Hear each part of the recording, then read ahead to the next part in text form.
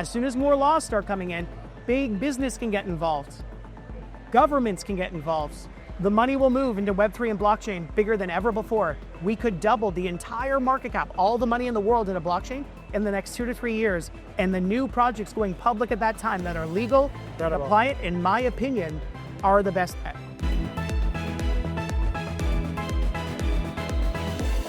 Give us a 20 seconds intro. What is Peaceful Trade? So we're a legally regulated, built according to compliance of Singapore, layer 1, proof of work, sustainable blockchain. Okay. Layer one. We're going to unpack multiple, and I'm going to ask you to remind you some of those. Yeah. But really interestingly, you just won an award at the United Nations. Yeah. I mean, that sounds crazy. Like, how did that happen? And what was the award? Yeah, the SDG Leaders Luncheon within the halls of the United Nations awarded us as the private sector leader for sustainability. The SDGs are the Sustainable Development Goals of the United Nations, and we hit quite a few of them. Blockchain, AI, and equitable access. So the goal is that the future of humanity has all of humanity having access to the basic essentials, whether it's food, clothing, water, schools, basic infrastructure, and in our case with Peace Through Trade, commerce. So the World Bank within the United Nations has clinical studies over decades that commerce between nations, especially if there's conflict, the more trade they can get going between them, the more the quality of life rises. Yeah. It overrides the cost of war and conflict and physical violence. So it's not a new concept. It's something that we've even actually studied scientifically, and it's proven. And it's ultimately kind of a future vision for humanity. Everyone loves blockchain, but why? You love it because you believe that it creates a greater level of sovereignty for yourself over your finance and or maybe even your data. And with Peace Through Trade, we just built it legally from inception, according to the laws and the rules and the compliance of Singapore, so that we could have a solid foundation that could scale. And when we can get that out there now into more of humanity, we envision a future whereas all humans start to do more trade and commerce because they can trust it. We're geopolitically neutral. No one government, we're legal, and you have to be legal. We're KYC, AML to get in. But no one government any longer controls the central control keys. No one government can use it necessarily for only their aims. Yeah. And it kind of forces the collective evolution of humanity as we can do commerce and trade together. Picture this right now. What if we could go in and get Peace Through Trade in Russia and Ukraine? Well, I was actually going to get there. So, I mean, you mentioned this, that peace is basically good for, trade is good for peace. That's right. Or commerce, global commerce, basically creating relationships between countries. That's right. Fosters peace. But at the same time, one could argue that the world is more globalized now than it is ever. Yeah. And we are seeing some pretty serious conflicts, most notably, obviously, Russia, Ukraine, and then also in the Middle East. Hopefully that's resolved, but we don't know yet. So, I mean, do you think, first of all, that there's still a lot of conflict in the world today, or are you on the camp? Well, those who say actually there is way less than there used to be. There is and there isn't, but look at this year. I know Trump is an extremely polarizing figure, but I figure you and I you live in Canada, I'm Canadian, I think we could be a little bit more geopolitically neutral, which Peace Through Trade we are. But this year, Trump has achieved 7 peace deals thus far. It's November the 5th. Yeah. 7 peace deals. Each of those he has done through trade. Pakistan and India, they were about to go to war. Both of them have nuclear warheads. How did Trump achieve that? There was no violence. Neither of them ended up fighting, and America didn't have to deploy soldiers or aircraft carriers or drop bombs. He called up the trade minister from America to both India and Pakistan, and he said, stop all trade to and from India and Pakistan until they come with a peace treaty. Wow. The next day, within 24 hours, it was the fastest resolution of conflict ever. So, and I know Trump's a very polarizing figure. There's some things we like from politicians. It's okay if we don't like some things from politicians. But this year, 7 peace deals through trade. So he's done the work for us. We started working on this project 4.5 years ago, but it's a tried and tested experience within humanity. Whoever's violent and whoever's fighting, oftentimes they just want a better quality of life for their children, for their communities, or for their countries. And if we can say, hey, as an alternative to conflict, to violence and war, why don't we start laying the foundation of trade and commerce? But the truth is, the world has done as much as it can right now with our current technology to date. Yeah. And that's where Web3 and blockchain, we're legally compliant and regulated. So we're safe, secure, you can trust it. it's audited, it's verified, it will even be insured.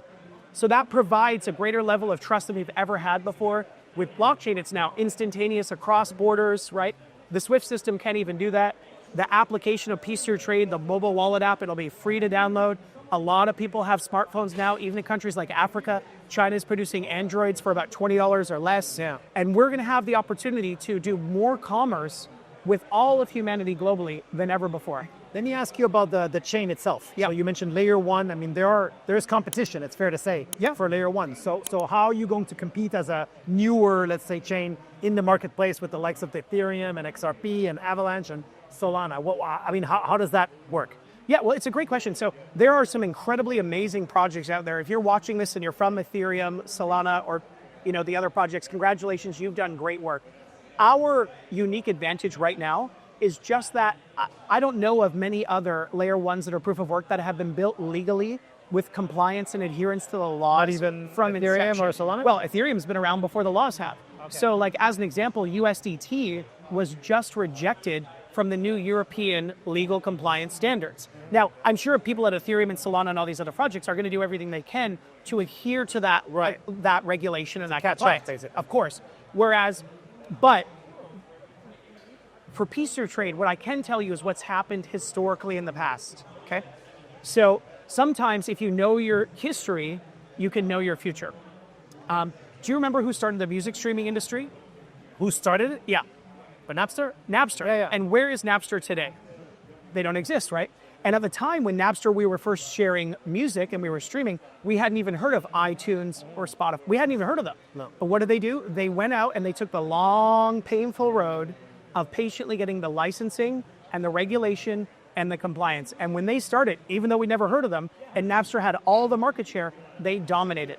So all I can say with Peace Through Trade is, as an example, we have partners that are absolute financial leaders already in Singapore.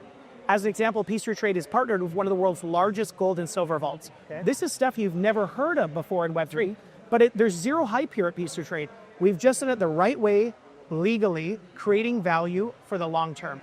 And big business, governments, here's what I will tell you. Large companies that are especially publicly traded and governments, they can't afford to invest time and energy and money into something that might be legal or might not be legal. With any project that has a solid foundation, that's working on real value for the long term.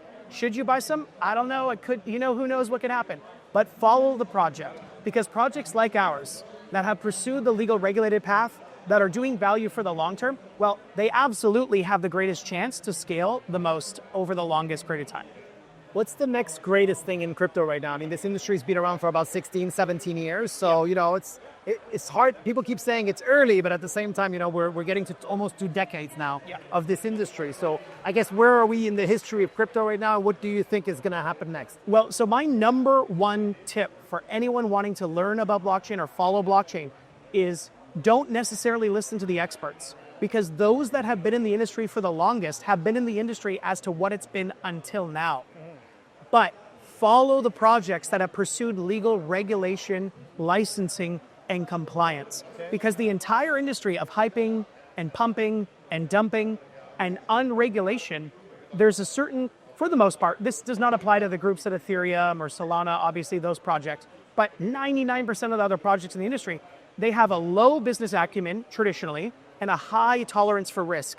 Meme coins, hyping, pumping, trying to their utmost to create a community and to bring this in place before the licensing has existed. But now with licensing, you need a low tolerance for risk, high business acumen.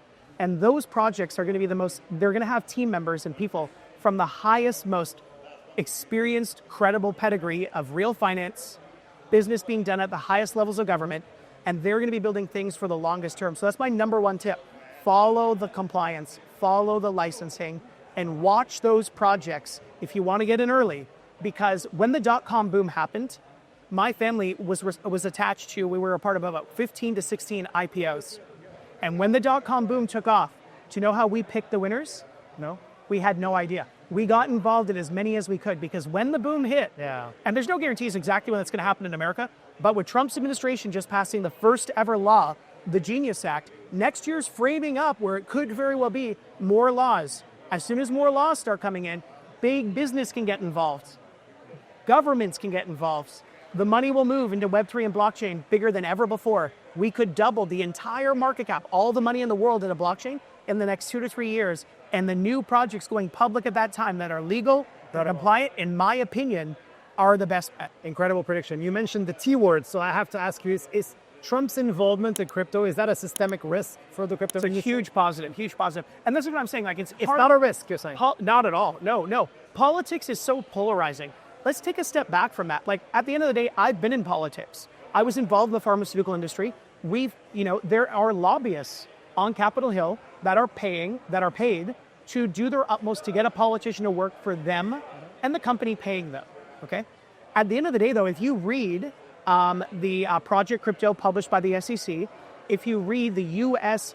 Digital Leadership PDF, the plan proposed by Trump's administration, they are amazing for both the American people. He's absolutely saying he wants America to be dominant and win as the leader, but it's also amazing for the people of all of humanity of the world because it talks about him proponenting decentralization. It talks about the fact, like a government saying that they want decentralized solutions, that no one controls the central control case, that's amazing. He's passed laws. The last administration was persecuting blockchain project. So I know he's a very polarizing individual. So it can sometimes be hard to look at the positives, but if you're in Web3 and blockchain, most voted for Trump. Right. He had almost 100% of the vote of the Bitcoin and blockchain fans. Yeah. And that's why. And he followed through and he's passing laws. Fingers crossed. Thank you very much, my friend. My pleasure, sir. Great to speak with you again. Hopefully this one is a good one. Peace to Trade. Check us out on X, Instagram. You can follow me directly as well. Stay tuned, pttblockchain.online. Pre-sale on now.